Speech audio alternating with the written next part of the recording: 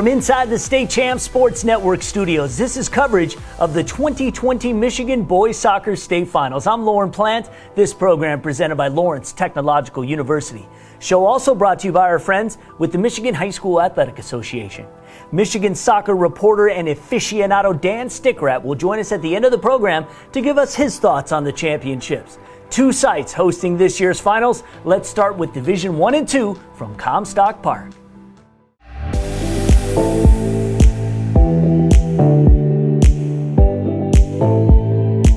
Detroit Catholic Central, the comeback kids, coming from behind to beat Berkeley in the regionals and Mattawan in the state semis, gunning for its first state title in 3 years. Standing in their way, the Titans from Traverse City West in the state championship for the second year in a row, still in search of its first ever state crown.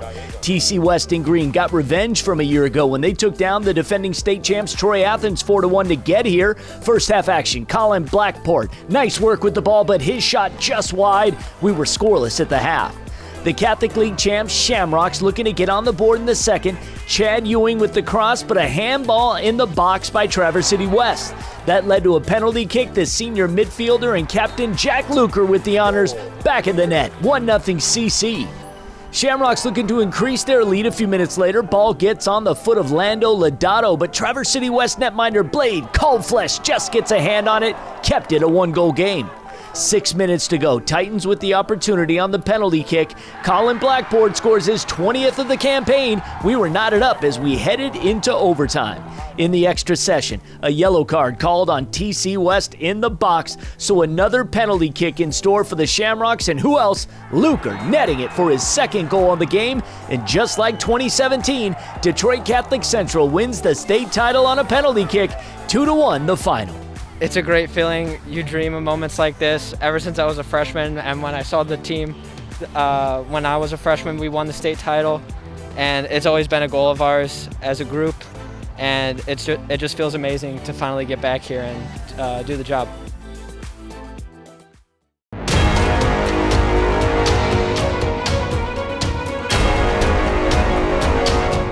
Next, to the Division II finale. Richland Gull Lake took care of East Grand Rapids in the semis to advance, now going for its first state title since the first Clinton administration. They were taking on the Panthers from DeWitt, finished third in their conference, but here they were making their first appearance in a soccer state championship.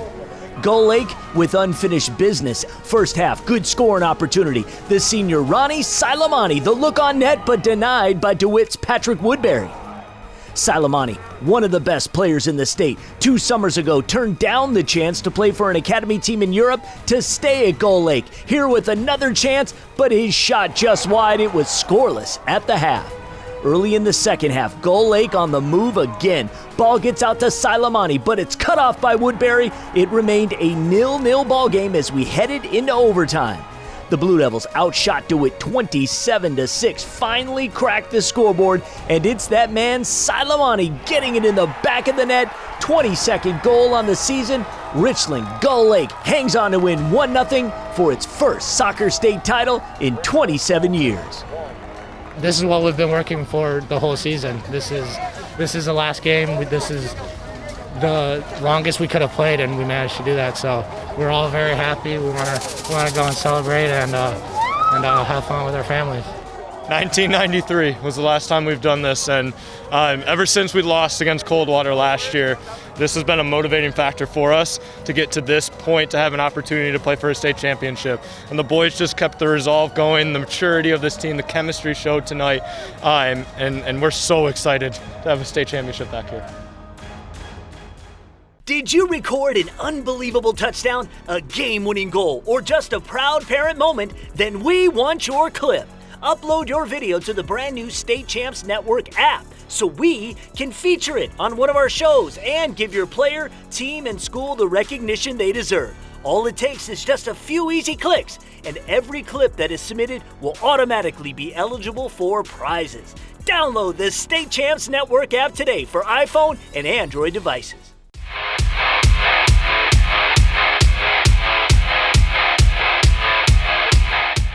I'm Ryan Slocum at Novi High School, where we had a rematch of last year's Division III state championship game with Grosse Ile taking on unbeaten Grand Rapids South Christian.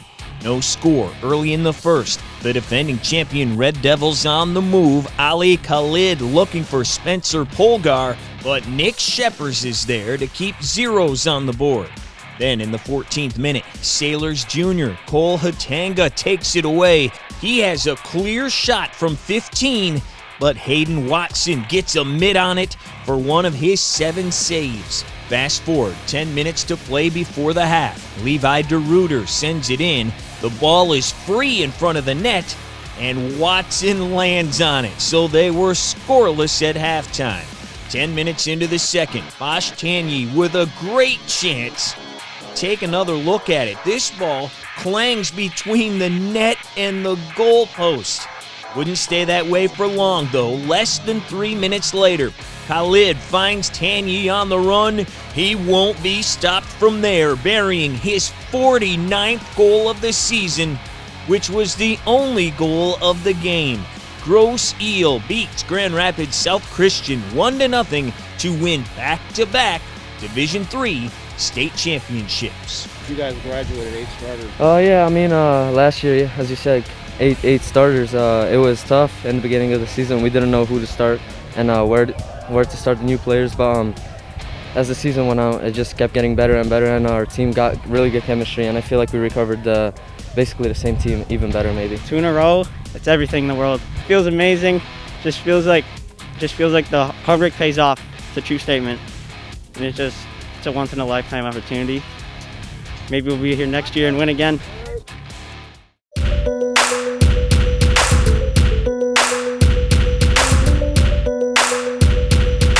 The Division IV Soccer State Championship game between unbeaten Granville Calvin Christian and Adrian Lenawee Christian. The Squires dominated the first half of play. Just over 13 minutes in, Lucas Lindhout looking for Nolan Carroll, but Jacob McKelvey showing great hustle to take away that opportunity.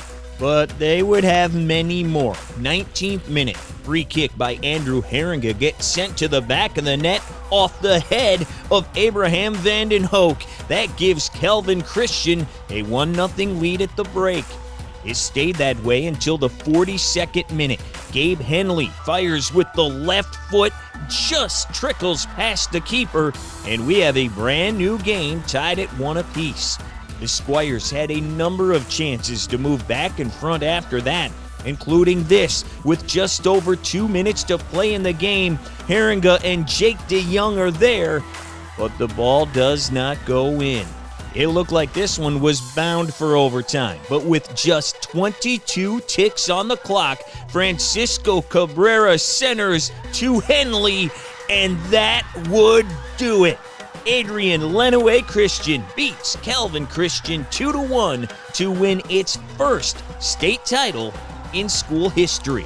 Left back, he made the run up, so I knew it was time, big players show up in big moments, and I think that's one. Just lucky a teammate got on that one. Do something that's never done before. We've been working all 4 years that we've played, and to have this moment finally come, it's amazing. We just thank God every game for the gifts and talents He's given us to be able to come out and play like this. All right, longtime state champs contributor and the architect of the NorthOaklandSports.com website, but he's so much more than that. He's covered the soccer community for a long time. We welcome Dan Stickrat to the show, and I want to get your thoughts on the soccer finals. Let's start with the last few contests out at Novi. It was a rematch in Division III and a couple of first-timers in Division IV.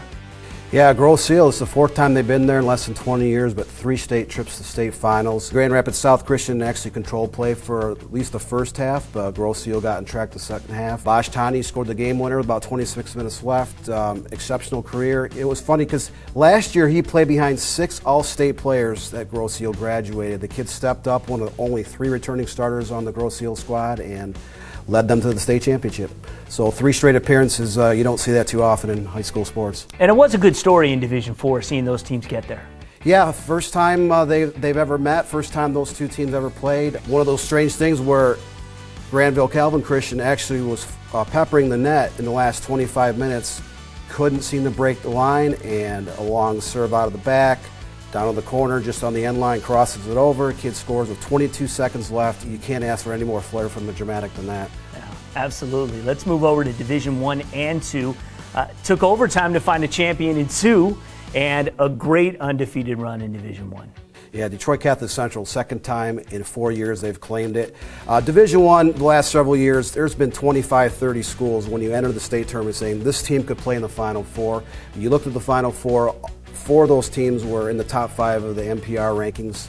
You saw an exceptional Final Four. Catholic Central find a way to slow down Traverse City West's offense. That team scored over 105 goals this season. It was loaded with potential college players, and when it mattered most, they got the job done. So second title in 4 years for a program that's always been good but could never seem to get to the final day until recently. Now they got 2. Yeah, it's amazing. I was covering districts in boys soccer, and I looked at a team like Salem, for instance, and I thought, man, they're scoring at will. I don't think anybody's going to beat these guys. They didn't get out of the regional semis. That's how deep Division I was. Yeah, it's a coin toss. So many games are decided by 1 goal, from the district opener right to the final. So many overtimes, so many shootouts. You never know it. It simply goes down to 1 single chance. 2 teams might have 10 opportunities. Someone slots 1 through and heads it home, and that's the breakdown. I mean, it's hard to predict in Division I who's actually going to deliver the knockout blow at the end. And when you have overtime in a state championship, it's always extra special. Always extra special. You've seen that so many times, especially in the upper divisions where it has reached overtime. I want to thank Dan Stickrat for being here, and thank you to Lawrence Tech and the MHSAA for making this show possible. I'm Lauren Plant. Thanks for watching. State Champs at the State Finals is presented by Lawrence Technological University and Lawrence Tech Athletics. For everything LTU, visit ltu.edu. You can recruit yourself to any of the Lawrence Tech collegiate athletic teams by visiting ltuathletics.com.